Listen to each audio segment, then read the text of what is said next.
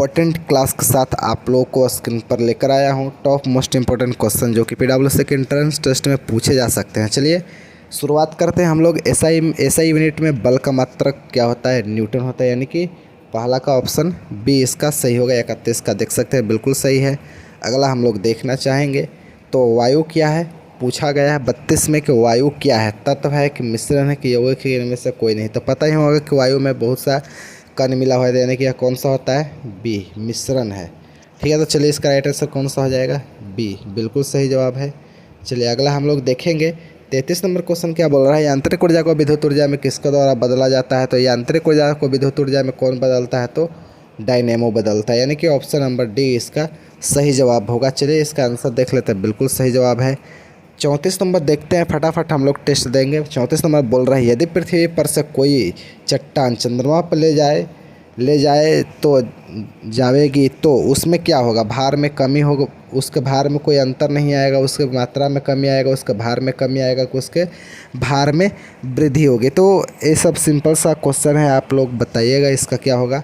उसके भार में कमी आएगा। ठीक है, यानी कि ऑप्शन सी इसका सही जवाब होगा। ऑप्शन सी बिल्कुल सही है। अगला बोल रहा है सल्फर का उपयोग होता है। सल्फर का उपयोग हम लोग किस में करते हैं? ऑप्शन 4 दिया गया है, डायनामाइट में, गन पाउडर में, के बारूद में, के उपयुक्त इसमें सभी। तो इसका राइट आंसर कौन सा हो जाएगा? सल्फर का हम लोग प्रयोग सभी में करते हैं, डायनामाइट में भी, गन पाउडर में भी और बारूद में भी। तो डी इसका क्या हो जाएगा? सही जवाब होगा। देख सकते हैं आंसर भी हम लोग क्लिक करके दिखाते हैं, हाँ बिल्कुल सही है। चलिए 36 नंबर क्वेश्चन देखते हैं। बिल्ली को रात में अधिक दिखाई देता है स्वभाव से, पुतले की विशेष बनावट की वजह से, दिन में नींद आने से, इनमें से कोई नहीं। तो 36 का आप लोग का राइट आंसर कौन सा हो जाएगा? 36 में होगा पुतली के विशेष बनावट की वजह से उसको रात में ज़्यादा दिखाई देता है, यानी कि इसका राइट आंसर कौन सा हो जाएगा? बी इसका सही हुआ। चलिए आंसर पर क्लिक करते हैं, बिल्कुल सही है। अगला हम लोग क्वेश्चन देखते हैं 37 क्या बोल रहे हैं यहाँ पे? 37 ऊष्मा के सबसे अच्छी चालक धातु कौन सी है? ये भी इम्पोर्टेंट है, पूछा हुआ है। सोना, एल्युमिनियम, चांदी के पीतल। तो इसका राइट आंसर कौन सा हो जाएगा? इसका हो जाएगा आप लोग का चांदी। ठीक है, चांदी जो है ऊष्मा के सबसे अच्छे चालक धातु है, तो इसका सी ऑप्शन सही होगा। चलिए इसका हम लोग देख लेते हैं, आंसर बिल्कुल सही है।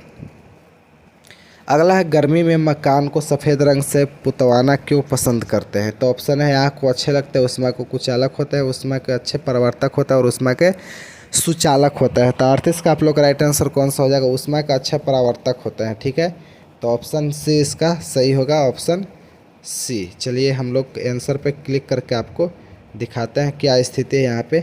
हाँ बिल्कुल सही है, सी। चलिए 39 देख लेते हैं हम लोग। केतली में लकड़ी का हैंडल क्यों लगाते हैं?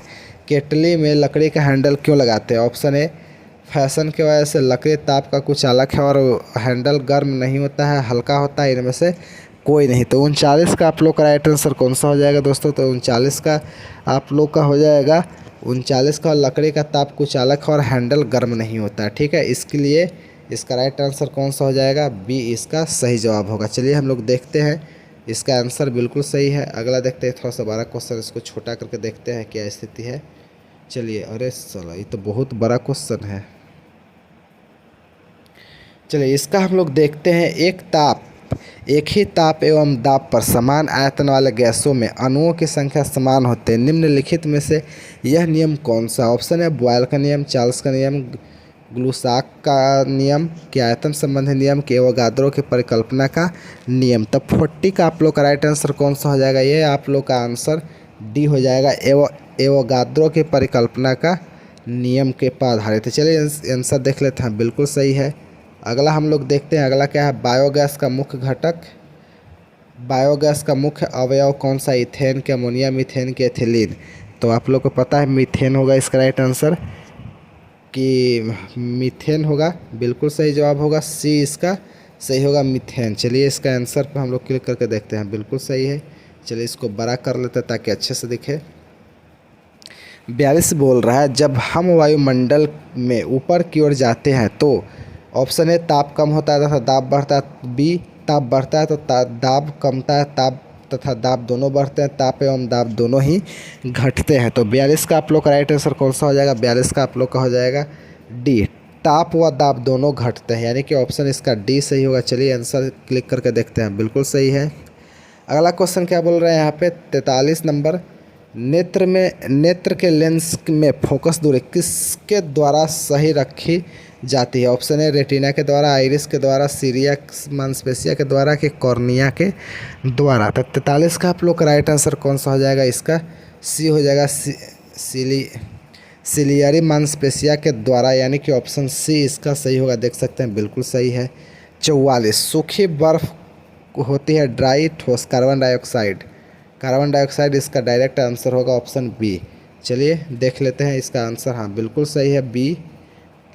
45 देखते हैं, 45 नंबर क्वेश्चन क्या बोलता है? साधारण नमक का वैज्ञानिक नाम क्या है? साधारण नमक का वैज्ञानिक नाम आप लोग बताएंगे कमेंट करके। तो 15 का आप लोग का क्या हो जाएगा? 45 का क्या हो जाएगा? सोडियम क्लोराइड, यानी कि NaCl, ऑप्शन बी इसका सही होगा। देख सकते हैं आंसर।